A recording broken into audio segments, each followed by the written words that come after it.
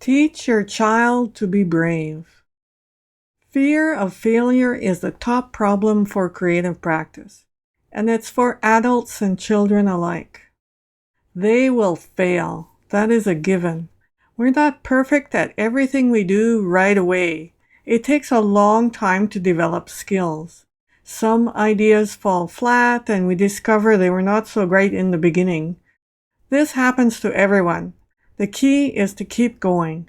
Not stopping is the key to creative work. And work is the only cure for fear. Loving the activity and having fun is more important than coming out with a great product. Often there's that pressure to produce something. Come out with a song that you can play really well, a really nice dance, a beautiful painting. But that's not the goal.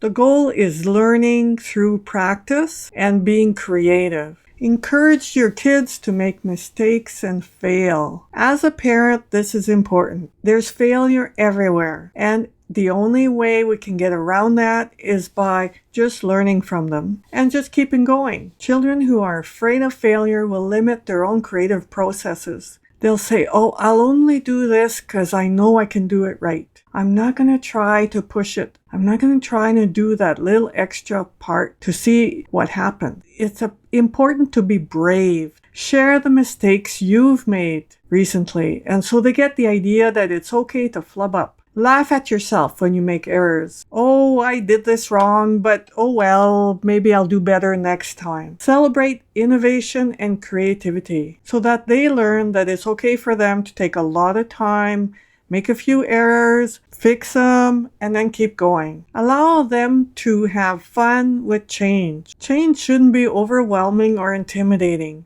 So what? I made an error, and now I have to change. What can I change? How can I make it better? This should be the thought process that they go through. Not say, I'm so afraid of doing that. I'm just going to do what I know. You don't want that part. You want them creative. You want them to try a little bit extra. There's going to be naysayers, like people that'll tell you you're doing wrong all over the place. All of us have someone in our past who told us we couldn't write, we couldn't dance, we couldn't paint, we couldn't do this, we couldn't do that. There's lots of couldn'ts. Don't be one of them for your child. Don't get me wrong. Not every child will do everything perfectly every time. Just remember, creative practice is practice. You're there to just enjoy the process and enjoy the making of things or the learning the instrument. It takes time.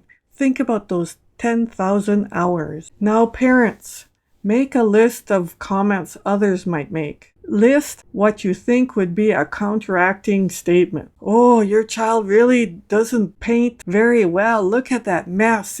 It's over the edges and all that kind of thing. Well, maybe you can say, it's meant to be that way. It's impressionistic. Find a way to put a positive spin on things. Your child might hear these comments. You don't want them to be afraid. You want them to learn to put that positive spin on there and learn to really take care of themselves too. And learn to say those things to themselves so that they won't be the negative voice in their head. Here's your exercise. How can you help your child with failure? Remember, it's not doing it for them. Your child has to figure out what the problem is. You're the facilitator. So when your child is struggling, you can tell them, okay, maybe if you do this, maybe if you do that, what can you do to make it better? Or maybe start again and do it this way. Or what do you think? The simple words, what do you think, will get them thinking in a different way,